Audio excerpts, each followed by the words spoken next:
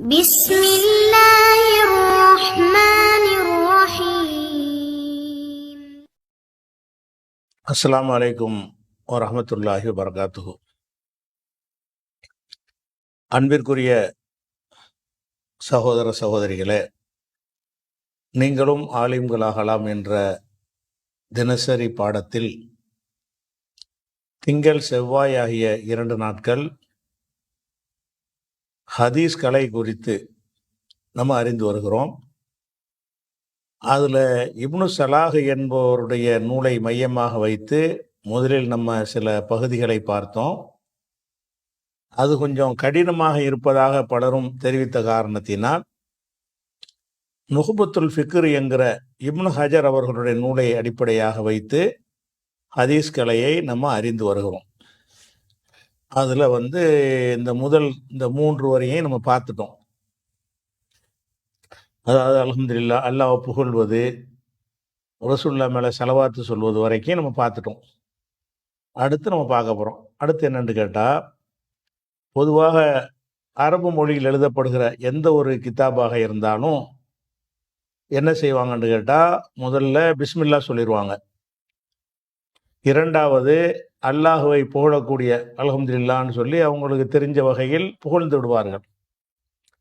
அதுக்கு அடுத்ததாக நபிகள் நாயகம் ஸல்லல்லாஹு அலைஹி வஸல்லம் அவர்கள் மீது ஸலவாத்து சொல்லக்கூடிய வாசகத்தையும் சொல்லிவிடுவார்கள்.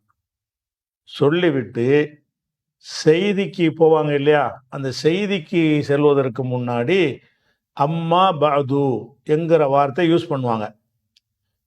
அதாவது இந்த அம்மா பஅதுங்கிறதுக்கு கிராமட்டிக்கலாக உள்ள நம்ம போக தேவையில்லை. இது பிறகுன்ற அர்த்தம். அம்மா பஅதுன்னு அர்த்தம் பிறகு. எதுக்கு பிறகு? பாதல் ஹம்தி ஓ சலாத்தி, அல்லாவை புகழ்ந்து ஸலவாத்து சொன்னதற்கு பிறகு என்று இதனுடைய கருத்து. பாதுன்னு சொன்னால் இதுக்கு முன்னாடி உள்ளது கிதாபு சம்பந்தப்பட்டது கிடையாது. அல்லாஹ் புகழ்வது என்பது அனைத்து நூல்களுக்கும் உள்ள ஒரு பொதுவான அம்சம். ரசூலுல்லாஹ்வுக்கு ஸலவாத்து சொல்வது என்பதும் எல்லா நூல்களுக்கும் உள்ள ஒரு பொதுவான விஷயம். இப்போ டாப்பிக்கில் நுழையிறாங்கல்ல, டாப்பிக்கில் போகும் பொழுது என்ன செய்வாங்கன்னு கேட்டால், அம்மா பாது என்று சொல்லக்கூடிய ஒரு வழக்கம் அரபுகள்கிட்ட நூல்கள்லையும் இருக்கிறது. ஒரு பயானே பண்ணுறாங்கன்னு வைங்களேன், ஒரு உரை நிகழ்த்தினா கூட என்ன செய்வாங்கன்னா அல்லாஹ்வை புகழ்ந்துருவாங்க, ரசூலுல்லாஹ்வை ஸலவாத்து சொல்லிடுவாங்க. அதுக்கு பிறகு டாப்பிக்கில் நுழையும் போது என்ன செய்வாங்கன்னா அம்மா பாதுன்னு என்ன செய்வாங்க, ஆரம்பிப்பாங்க. இந்த அம்மா பாதை நம்ம என்ன விளங்கிட்டா போதும்னு சொன்னால், இப்போ தலைப்புக்குள்ளே போகிறாரு, இந்த நூலில் எதை சொல்வதற்காக இந்த நூல் எழுதுகிறாரோ அந்த டாப்பிக்கே எடுத்துட்டாரு, நுழைஞ்சிட்டாரு என்று அதுக்கு அர்த்தம். அம்மா பாதுன்னா பிறகுன்னு புரிஞ்சுக்கிட்டா போதும். அம்மா பாதுன்னா பிறகு. எதுக்கு பிறகு? இதை முன்னாடி என்ன செஞ்சாரு, அல்லாஹ் புகழ்ந்தாரா அல்ஹம்துலில்லாஹ்னு, அல்லாஹ் புகழ்ந்ததற்கு பிறகு. ஓ ஸல்லல்லாஹுன்னு ஸலவாத்து சொன்னாரா, ஸலவாத்துக்கு பிறகு. அப்போ அம்மா பாதுன்னு சொன்னால் பாதல் ஹம்தி ஓ சலாத்தி, ஹம்து சலாத்திற்கு பிறகு என்று ஒரு அர்த்தம். இது எந்த நூலில் வந்தாலும் இந்த அர்த்தத்துக்கு தான் வரும். முதல்ல ஒரு அல்லாஹ் புகழ்ந்துருவாங்க, அதுக்கப்புறம் ரசூலுல்லாஹ் மேலே ஒரு ஸலவாத்து சொல்லுவாங்க. அதுக்கு பிறகு நஹ்வுடைய கிதாபாக இருந்தால் நஹ்வை பற்றி பேச ஆரம்பிப்பாங்க, அம்மா பாதுன்னு போட்டுருவாங்க. சர்ஃபு கிதாபாக இருந்தால் அந்த அம்மா பாதுன்னு போட்டுட்டு அந்த சர்ஃபில் நுழைவாங்க. ஹதீஸ் கலை சம்மந்தப்பட்ட கிதாபாக இருந்தால் அம்மா பாதுன்னு போட்டுட்டு அந்த ஹதீஸ் கலை டாப்பிக்கில் நுழைவாங்க. அந்த வகையில் தான் இந்த அம்மா பாதுன்னு வழக்கமாக உள்ள அடிப்படையில் அவர் ஆரம்பிக்கிறார். ஆரம்பிச்சுட்டு என்ன சொல்கிறாருன்னு கேட்டால், கருத்தை உள்வாங்கிட்டு அர்த்தத்தை ரெண்டாவது பார்ப்போம். இந்த ஹதீஸ் கலையுடைய சம்பந்தமாக, ஹதீஸ் கலை என்று சொன்னால் சஹிஹுண்டா என்ன, லைஃபுண்டா என்ன, சஹிவுடைய வகை எத்தனை, முத்தவாத்திர்ண்டா என்னன்னு பல வகை இருக்குல்ல. இந்த வகை சம்பந்தப்பட்ட நூல்கள் ஏராளம் இருக்கிறது. இப்போ வாசிக்க போகிற அந்த 2 வரியில் என்ன சொல்ல போகிறாரோ அந்த கருத்தை முதல்ல நான் சொல்லிடுறேன். கருத்தை சொல்லிட்டு வாசித்தா உங்களுக்கு பளிச்சுன்னு வழங்கும். இப்போ வாசிக்க போகிற அந்த வார்த்தைகளில் வாக்கியத்தில் என்ன சொல்கிறாருன்னு கேட்டால், இந்த ஹதீஸ் கலை சம்பந்தமான நூல்கள் நிறைய இருக்கிறது. அதில் பல நூல்கள் ரொம்ப விரிவாக ஆக்கப்பட்ட நூல்களும் இருக்கிறது. சில நூல்கள் ரொம்ப சுருக்கி எழுதப்பட்ட நூல்களும் இருக்கிறது. இந்த ஹதீஸ் துறை சம்பந்தமாக பல நூல்கள் இருக்கிறது. அந்த பல நூல்களும் பல தரத்தில் இருக்கிறது. சில நூல்களை பார்த்தா விழாவாரியாக எழுதியிருப்பாங்க, சில நூல்களை பார்த்தா ரொம்ப ரத்தின சுருக்கமாக எழுதியிருப்பாங்க. அப்போ விரிவான நூல்களும் இருக்கிறது, சுருக்கி எழுதப்பட்ட நூல்களும் நிறைய இருக்கின்றன. இந்த நேரத்தில் எனது சகோதர சகாக்கள் சில பேர் என்னிடத்தில் கேட்டார்கள். இவர் சொல்றாரு, இப்னு ஹஜர்கிட்ட கேட்குறாங்களாம். யார் கேட்குறாருன்னா, இப்னு ஹஜருடைய சகாக்கள் கேட்குறாங்க. என்ன கேட்குறாங்கன்னா, இந்த ஹதீஸ் கலைன்னு சொல்லி நிறைய புக்குகள் எழுதி வச்சுக்கிறாங்க. ஒன்று வளவளா குலகுலான்னு இருக்கிறது, ஒன்று ரொம்ப ரத்தின சுருக்கமாக ரொம்ப சுருக்கி வச்சுவிட்டாங்க. அதனால நீங்கள் என்ன செய்யுங்கன்னு கேட்டால், முக்கியமானதை மட்டும், தேவையற்றதெல்லாம் கழிச்சிட்டு ரொம்ப இம்பார்ட்டண்ட்டான விஷயம் என்ன இருக்குதோ அதை மட்டும் சுருக்கி ஒரு நூலாக தயாரிக்கலாமே, நீங்கள் ஏன் அப்படி தயாரிக்கக்கூடாது என்று என்னிடத்திலே கேட்டார்கள். நான் என்ன செஞ்சேன், அவங்களுடைய கோரிக்கையை ஏற்றுக்கொண்டு இந்த பணியில் எனக்கு ஒரு பங்கு இருக்க வேண்டும், ஹதீஸ் கலை சம்பந்தமாக நம்மளும் ஒரு பணியாற்றணும் என்று வர வேண்டும் என்பதற்காக வேண்டி நான் அவர்கள் கோரிக்கையை ஏற்றுக்கொண்டேன். ஏற்றுக்கொண்டு தான் இந்த கித்தாபை எழுதியிருக்கேங்கிறார். இப்போ வாசிக்க போகிற வார்த்தையுடைய கருத்து இது. அதை எப்படி சொல்கிறார்? இப்போ கருத்தை வாங்கிட்டு இப்போ அர்த்தம் செஞ்சால் ஈஸியாக வழங்கும். இப்போ இன்ன தசானீஃப, அம்மா பவதுக்கு பிறகு என்ன சொல்கிறாருன்னு கேட்டால், இப்போ இன்ன தசானீஃப, இன்னங்கிறது அது என்னங்கிறது உங்களுக்கு தெரியும். அந்த 6 தாக்கிய எழுத்துக்களில் அது ஒரு எழுத்து. தசானீஃப் என்கிற வார்த்தை தஸ்னீஃப் என்ற வார்த்தையின் பன்மை. தஸ்னீஃப் என்பது என்ன? அது சன்னஃப என்பதனுடைய மஸ்தர். தஃபீல்னு வருதுல, ஃபஅல என்றால் தஃபீல் என்று மஸ்தர் வரும். அல்லம என்றால் தாலீம் என்று வரும். சல்லம என்றால் தஸ்லீம் என்று வரும். அப்போ சன்னஃப என்றால் போர்வை செய்தான். சன்னஃபன்னா என்னது? போர்வை செய்தான். தஸ்னீஃபுன் போர்வை செய்தல்.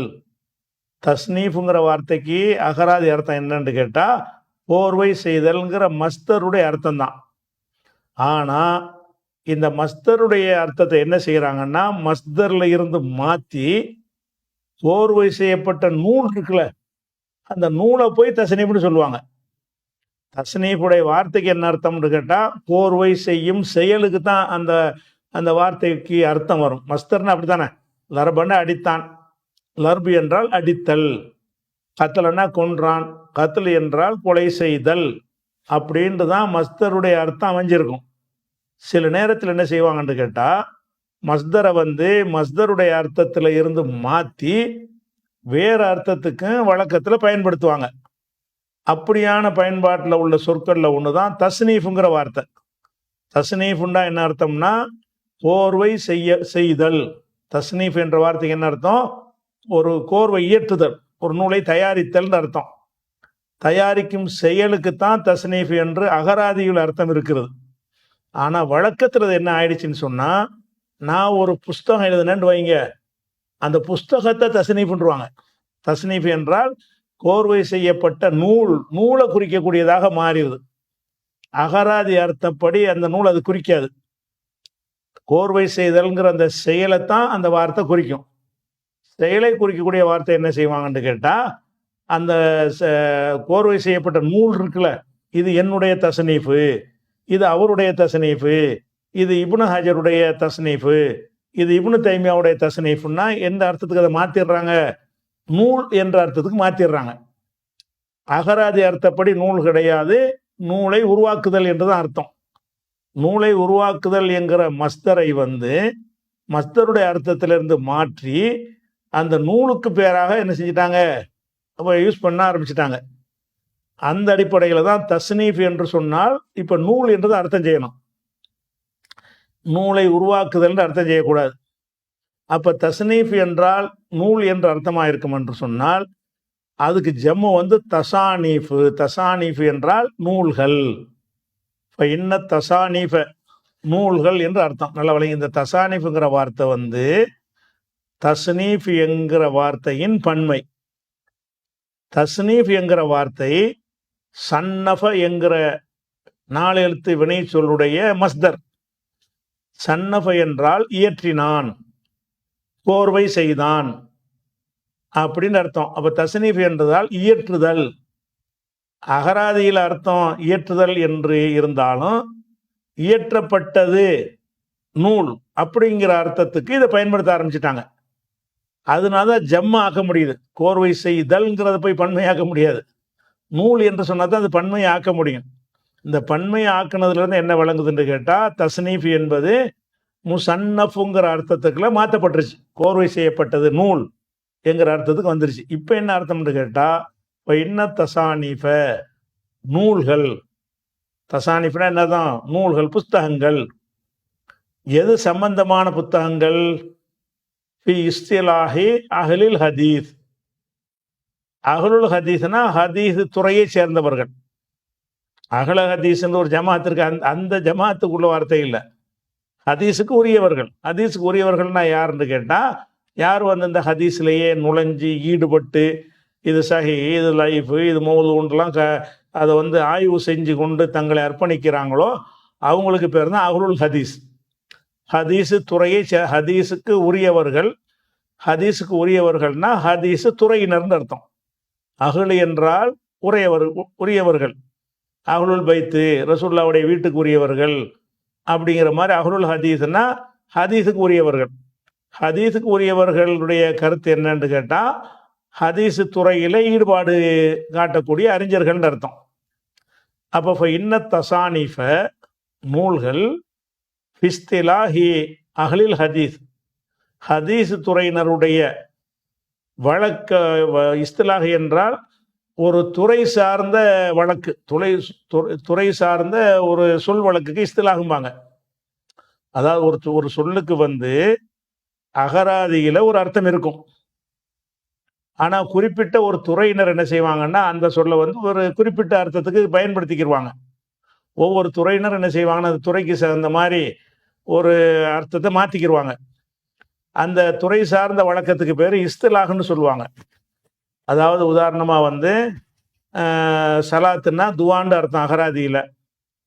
ஆனால் மார்க்கத்தில் உள்ள தீனுடைய ஈடுபாடு செய்யக்கூடியவங்க என்ன செய்வாங்கன்னா, குறிப்பிட்ட வணக்கத்து தொழுகையை போய் சலாத்துன்னு என்ன செய்வாங்க, மாற்றிக்கிடுவாங்க. இப்போ சவுமுண்டா கண்ட்ரோலாக இருக்கிறன்னு அர்த்தம். ஆனால் வந்து நம்ம ஃபிக்கு கிதாபில் வந்து சவுமுன்னு வந்துச்சுன்னா என்ன அர்த்தம்னா, நோன்பு வைக்கிறன்னு அர்த்தமாயிரும். அப்போ ஒரு துறை சார்ந்த வழக்கத்துக்கு பேர் இஸ்திலாகும்பாங்க. அப்போ இன்ன தசானீஃப நூல்கள் எது சம்பந்தமான நூல்கள் என்றால், ஃபி இஸ்திலாஹி அஹ்லில் ஹதீஸ், ஹதீஸ் துறையினுடைய இஸ்திலாஹு சம்பந்தப்பட்ட. இஸ்திலாகுன்னு சொன்னால் அவங்க துறை சார்ந்த பயன்பாடு. இப்போ மஷ்ஹூர்னா பிரபல்யமானதுன்னு ஒரு ஹதீஸ் இருக்குன்னு வைங்களேன். பிரபல்யமானதுங்கிறதுக்கு அவங்க ஒரு இலக்கணம் வச்சுருப்பாங்க, இந்த மாதிரி இருந்தால் தான் பிரபல்யமானதுண்டு. அதே மாதிரி வந்து முத்தவாத்திர்னு ஒரு வகையை சொல்லுவாங்க. அதுக்கு அகராதியில் ஒரு அர்த்தம் வேறையாக இருக்கும், ஹதீஸ் கலையில் வேறு அர்த்தம் வச்சுருப்பாங்க. அப்போ ஒவ்வொரு துறை, லைஃப்னா பலவீன நோயாளிக்கு லைஃப்னு சொல்லுவாங்க. ஹதீஸில் லைஃப்னா என்ன அர்த்தம்? நோயாளின்ற அர்த்தம் கிடையாது. அதில் குறிப்பிட்ட அறிவிப்பாளரில் உள்ள கோளாறை வந்து லைஃப்னு சொல்லிடுவாங்க. அப்போ ஒவ்வொரு ஹதீஸ் துறையில் வந்து ஒவ்வொரு சொல்லுக்கும் அவங்களுக்குன்ற ஒரு அர்த்தம் வச்சுருப்பாங்க. அதை குறிக்கக்கூடிய நூல்கள் இன்ன தசானீஃப ஃபிஸ்திலாஹி அஹ்லில் ஹதீஸ், ஹதீஸ் துறையினுடைய இஸ்திலாஹு சம்பந்தப்பட்ட, துறை சம்பந்தப்பட்ட நூல்கள். அது கசுரத், அது அதிகமாக இருக்கிறது. கசுரத் என்றால் கசுரான்னு வரும்ல, அதிலிருந்து வந்து பெண்பாளுடைய ஒருமை, காய்பு படற்கை. அது கசுரத், அது அதிகமாக இருக்கிற, அதிகமாகிவிட்டது. அதாவது ஹதீஸ் துறை சம்பந்தமான நூல்கள் என்ன செய்கிறது? இஸ்திலாகுன்னா துறைன்னு வச்சுக்கிறோங்க. இஸ்திலாகுன்னா ஒரு டிபார்ட்மெண்ட்டுமாங்கல்ல, அதான் இஸ்திலாகு.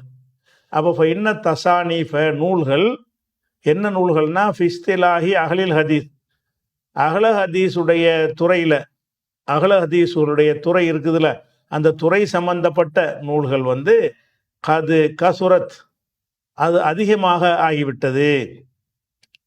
இது புசித்தத், இதை மஜ்ஹூலா வாசிக்கணும். புசித்தத் ரொம்ப விரிவாகவும் ஆக்கப்பட்டிருக்கிறது. சில நூல்கள் வஹுத்துசிரத் சுருக்கமாகவும் ஆக்கப்பட்டிருக்கிறது. ஹதீஸ் கலையுடைய நூல்கள் வந்து நிறைய இருக்கிறது. அந்த நிறைய இருக்கிற நூல்கள் எப்படி இருக்குன்னு கேட்டா, புசித்தத், பசத்தன்னா விரித்தான், புசித்தத் என்றால் விரிக்கப்பட்டிருக்கிறது, விரிவுபடுத்தப்பட்டிருக்கிறது. இஹ்தசர என்றால் சுருக்கினான், உஹ்துசிர என்று மஜ்ஹூலா சொன்னால் சுருக்கப்பட்டது. அதனுடைய பெண்பாடு உஹ்துசிரத். வஹுத்துசிரத் விரிவாக்கமும் செய்யப்பட்டிருக்கிறது, சுருக்கவும் பட்டிருக்கிறது. ஒருத்தர் பெருசாக எழுத நூல் அடுத்தவங்க சுருக்குவார், ஒருத்தர் சுருக்கமாக எழுத நூலை இன்னொருத்தர் டெவலப் பண்ணுவார்.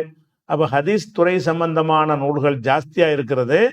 அந்த நூல்கள் எப்படி இருக்கிறது என்று கேட்டால், புசித்தத் அது விரிவுபடுத்தப்பட்டும் இருக்கிறது, வஹுத்துசிரத் அது சுருக்கப்பட்டும் இருக்கிறது.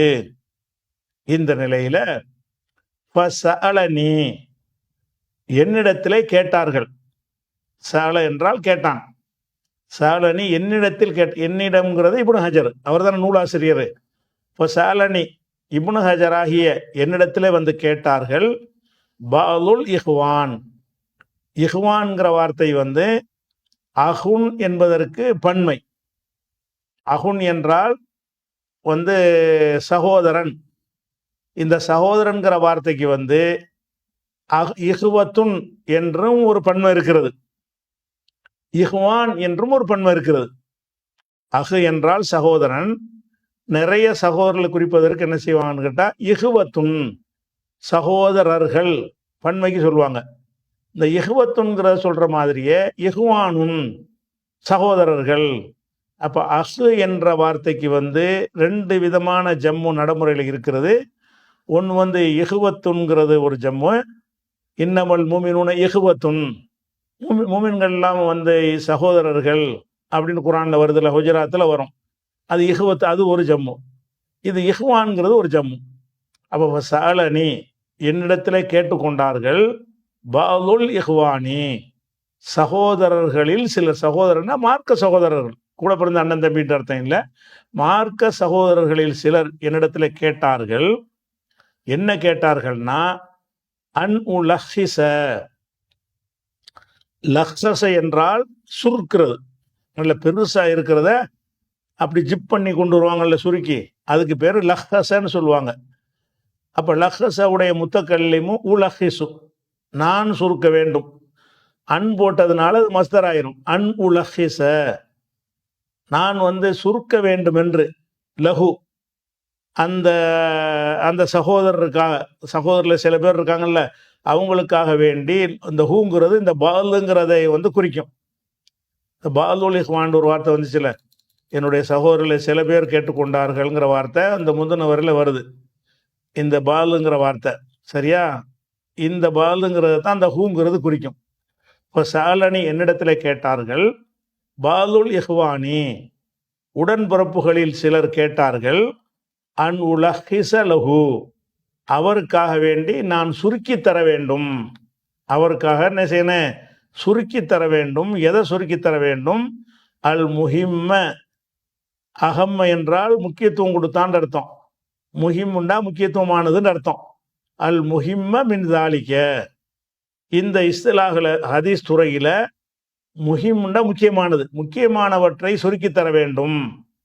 ஹதீஸ் கலை நூல்கள்னு எழுதி வச்சுக்கிறாங்க, அது முக்கியமில்லாத எல்லாம் போட்டு வளன்னு எழுதிட்டு இருக்கிறாங்க.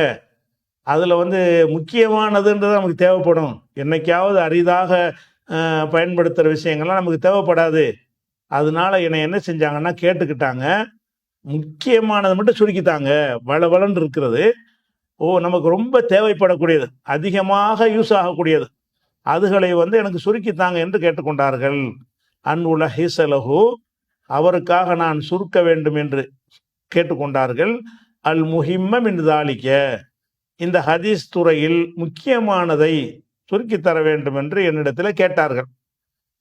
அஜப்துஹு அதை அவருக்கு நான் பதிலளித்தேன், ஏற்றுக்கொண்டேன். அஜபா ஒருத்தர் கேட்டுக்கொண்டார் என்று சொன்னால் அந்த கோரிக்கையை ஏற்றுக்கொள்றதுக்கு அஜாபாம்பாங்க, பதிலளித்தேன்னா ஏற்றுக்கிட்டேங்கிறார். அஜப்துஹு இலா சுவாலிஹி அவருடைய கோரிக்கையை நான் ஏற்றுக்கொண்டேன். சுவால்னா அவருடைய கேள்வி, கோரிக்கை. அஜாபை என்றால் ஜவாபு கொடுக்கிறது, நான் ஏற்றுக்கொண்டேன்.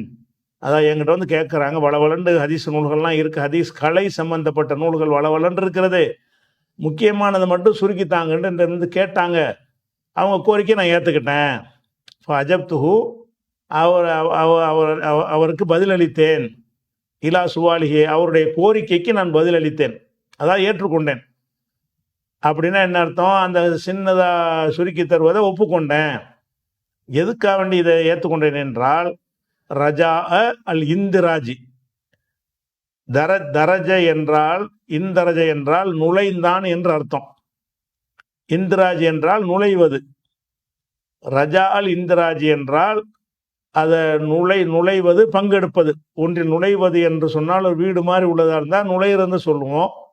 ஒரு வேலை சம்மந்தப்பட்டதாக இருந்தால் வேலையில் வந்து பங்கெடுப்பது தான் வேலையில் நுழையிறன்னு சொல்லுவாங்க. பங்கெடுக்கிறங்கிற அர்த்தத்துக்கு பயன்படுத்துவாங்க. ரஜா அல் இந்திராஜி, பங்கெடுப்பதை எதிர்பார்த்தவனாக. எதில் பங்கெடுப்பதை? ஃபி தில்கல் மசாலிக்கு, அந்த துறையில். ஹதீஸ் மசாலிக்குன்னா ஒரு துறை. அந்த ஹதீஸ் துறையில் எனக்கும் பங்கு இருக்கணும் என்று எதிர்பார்த்து நான் அதை ஒப்புக்கொண்டேன். எதுக்கு ஒப்புக்கொண்டேன்னு கேட்டால், நம்மளும் ஒரு ஹதீஸில் ஒரு தொண்டாற்றுவோமே, கேட்குறாருல, நம்ம ஒரு புஸ்தகத்தை சுருக்கி கொடுப்போமே, நமக்கு இந்த துறையில் ஒரு பங்கு இருக்குமே என்று எதிர்பார்த்து நான் ஏற்றுக்கொண்டேன். இப்போ அஜப்துஹு இலா சுவாலிஹி, அவருடைய கோரிக்கையை நான் ஏற்றுக்கொண்டேன். ஏற்றுக்கொண்டதற்கு காரணம் என்னென்னு கேட்டால், ரஜா அல் இந்திராஜி, பங்கெடுப்பதை எதிர்பார்த்தவனாக, நுழைவதை எதிர்பார்ப்பவனாகன்னா பங்கெடுப்பதை எதிர்பார்த்தவனாக. எதில் பங்கெடுப்பது? ஃபி தில்கன்னா இஸ்முல் மசாலிக்குன்னா அந்த துறைகள், ஹதீஸ் துறையில். அந்த துறையில் வந்து நானும் பங்கெடுப்பதை எதிர்பார்த்தவனாக அவருடைய கோரிக்கையை நான் ஏற்றுக்கொண்டேன். ஏற்றுக்கொண்டுட்டு இந்த புஸ்தகத்தை எழுதுறேங்கிறார். நேர விஷயத்துக்கு வந்துடுறார். இந்த சிகப்பு கலரில் நான் கொடுத்துருக்கெல்லாம் வந்து அவர் எழுதுனது கிடையாது, நம்ம தலைப்புக்காக நம்மளாக போட்டுக்கிட்டது. இதில் கீழே என்ன சொல்ல போகிறார் என்பதை காட்டுவதற்காக வேண்டி இதை நம்ம போட்டுக்கிட்டோம். ஹதீஸில் உள்ளது, அந்த அவருடைய நூலில் உள்ளது இந்த கருப்பாக இருக்கிறது தான். கூடு, நான் சொல்கிறேன். நேர விஷயத்துக்கு வந்துடுறார். வள புலகலாம் கிடையாது. சுருக்க சொல்லி கேட்டாங்க, நான் ஏற்றுக்கிட்டேன், இந்த பார் விஷயம் சுருக்கிட்டேன், பார் வந்துட்டேன் அப்படிங்கிறார். கூடு, நான் சொல்கிறேன். நான் என்றால் யாரு? இப்னு ஹஜர். இப்னு ஹஜர் ஆகிய நான் சொல்கிறேன். அல் ஹபரு, இதுலேருந்து சேர்த்து வருவோம். இதில் என்ன பண்ணுறாருன்னு கேட்டால், ஒரு 4 பாயிண்ட அவர் சொல்கிறார். ஒரு ஹதீஸ்ன்னு சொன்னி, ஒரு ஹபரு ஹதீஸ்லாம் ஒரே அர்த்தம் தான். ஒரு ஹதீஸ் என்று சொன்னால் அதனுடைய அறிவிப்பாளர் தொடர் இருக்குல்ல, அந்த அறிவிப்பாளர் தொடர்களை பொறுத்து பல வகைகளாக அது வகைப்படுத்தப்பட வேண்டி இருக்கிறது. ஒரு ஹதீஸ் இருக்கிறது, அந்த ஹதீஸுக்கு வந்து ஏராளமான ரூட்டில் வருது. அபூ ஹுரைரா அறிவிக்கிறார், அங்கிட்டு அனஸ் அறிவிக்கிறார், அங்கிட்டு இப்னு உமர் அறிவிக்கிறார், அங்கிட்டு இப்னு அப்பாஸ் அறிவிக்கிறாரு, அவங்கள்ட்ட இருந்து அறிவிக்கிற ஆட்கள் பல ஆட்களாக இருக்கிறாங்க. இப்படி எக்கச்சக்கமான வழிகளில் என்ன செய்கிறது? ஒரு ஹதீஸ் அறிவிக்கப்படுது. ஒரு ஹதீஸ் வருகிறது.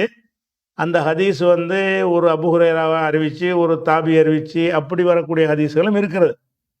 அப்படி இல்லாமல் ஒரு ஹதீஸு தான் ரசூல்லா சொன்னாங்கன்னு அனஸ் ஒரு பக்கம் அறிவிப்பார், அபூ ஹுரைரா ஒரு பக்கம் அறிவிப்பார், அதே மாதிரி வந்து ஜாபீர் ஒரு பக்கம் அறிவிப்பார்.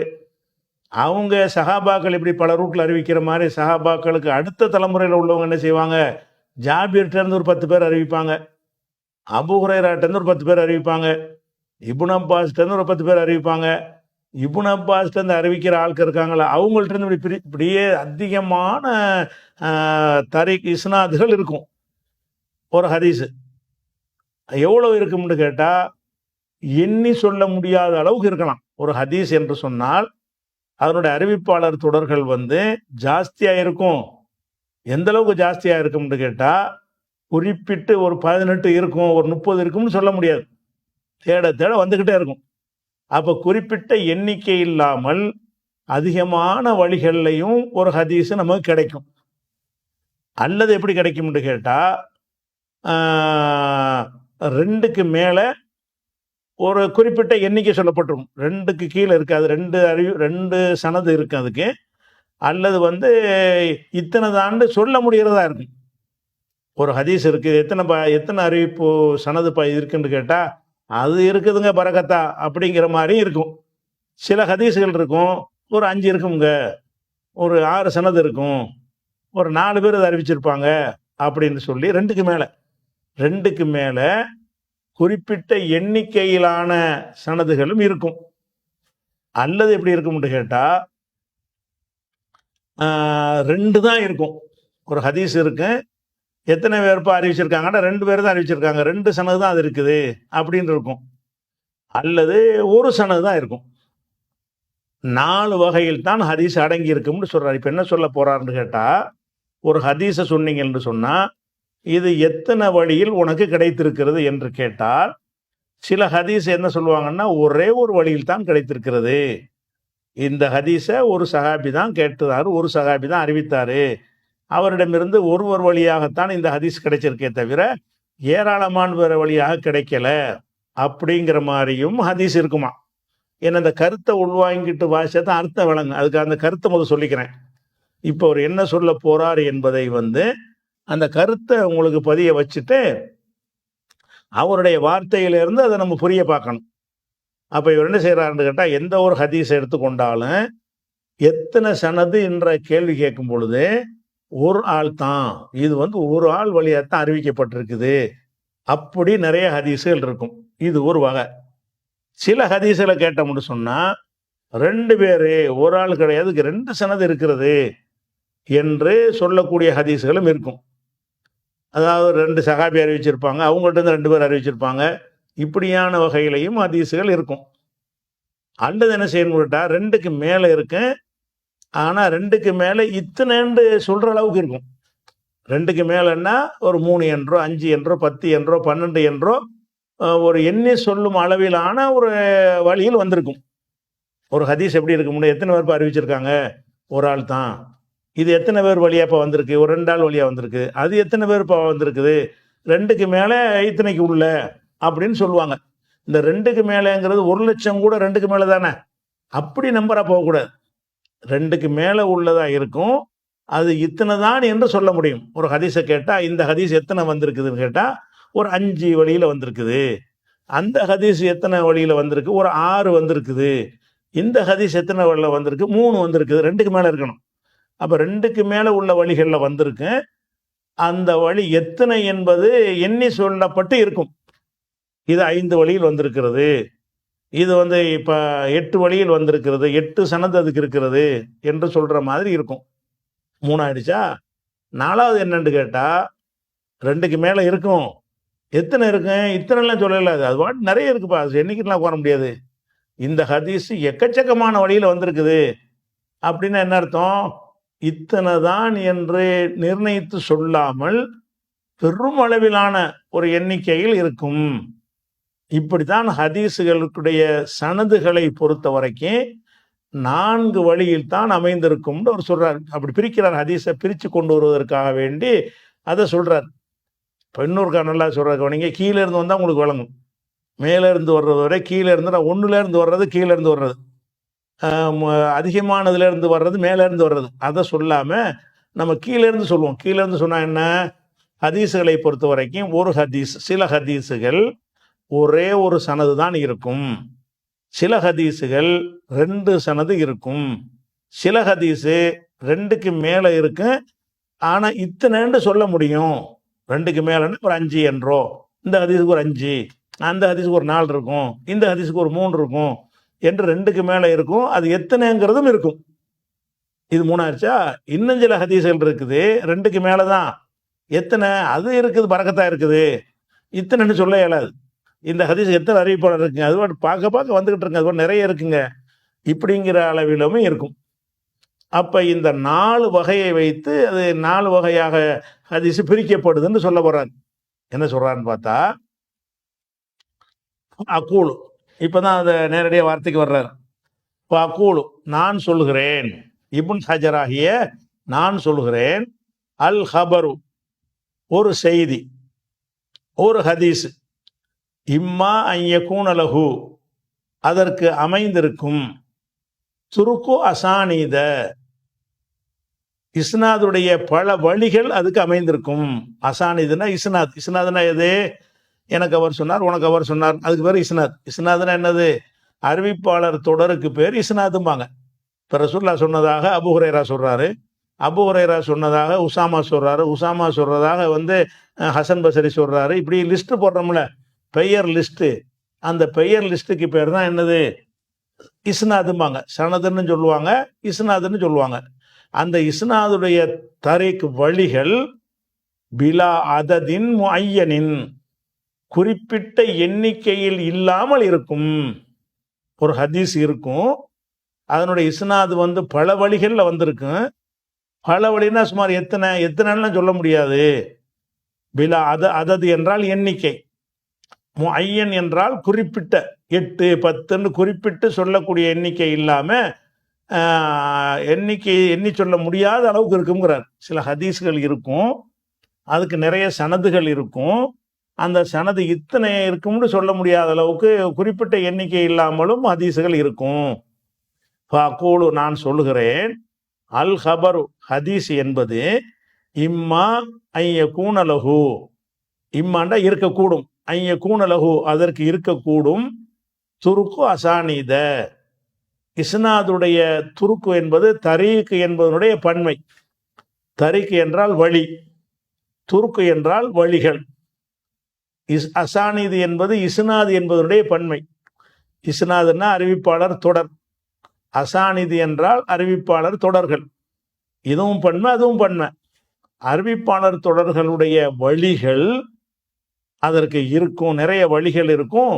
பிலா அததின், அததுன்னா எண்ணிக்கை, பிலா அததின் முஅய்யனின், ஐயனா குறிப்பிட்டான், முஅய்யன் என்றால் குறிப்பிடப்பட்ட எண்ணிக்கை இல்லாமல், குறிப்பிட்ட எண்ணிக்கை இல்லாமல் அதனுடைய சனதுடைய வழிகள் அதிகமாக இருக்கும்.